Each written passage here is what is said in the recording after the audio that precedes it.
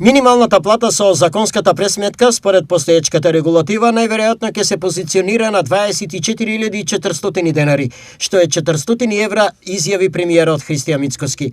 Ова доколку синдикатот и работодавачите не се договорат за висината на минималната плата. Како ова го коментираат од Сојузот на синдикати на Македонија? Не е пријатно и добро да стојат настрана на сите овие случувања, бидејќи се разбира. Никогаш работодавачите не сакаат да дадат повеќе од она што треба да дадат, иако имаат потреба за да ги задржат работниците, иако претходно ние имавме одредени договори дека ќе постигнеме одредена сума на покачување на соземнички став, дете тражиме одредени решенија со кои би се зголемила минималната плата. Ние и понатаму ќе бараме одредени решенија. Барањето на синдикалистите е 100 евра повеќе и според нив тие се добри за сите, но така не размислуваат и работодавачите.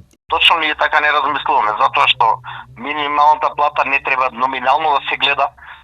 Не случајно Европската комисија донесе препорака во директива да таа се движи 50% во однос на прошна плата. Значи не можеш да гледаш од една во друга држава која има $40,000 GDP по жител и држава која има 7-8 и да ставаш исти минимални плати. Ако гледаме по тој критериум, ние сега со 24.400 ќе имаме 59% во однос на прошна плата, што ќе бидеме во врвот во Европа.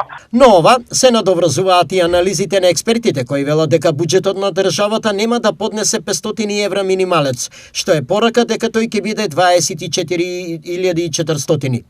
Дали синдикалците ја изгубија оваа битка и колкави се шансите за 500 евра минималец? Ние никогаш не сме ги изгубувале битките кога бараме нешто, ние бараме во интерес на работниците, не бараме ние како синдикат или ние како личност, бидејќи тоа од нас багара членството, кое што го имаме 70.000 во Сојузот на синдикати на Македонија, но исто така и сите работници кои што и не се членови секогаш се обраќаат до нас дека треба да се најде одредено решение. Најава за свикување на седница на економско-социјалниот совет се уште нема, исто како што не е решена и репрезентативноста на синдикатот без што и не може да се донесе одлука за било какво покачување на минималната плата. Законски, тоа треба да се случи овој месец, што значи опции се уште има.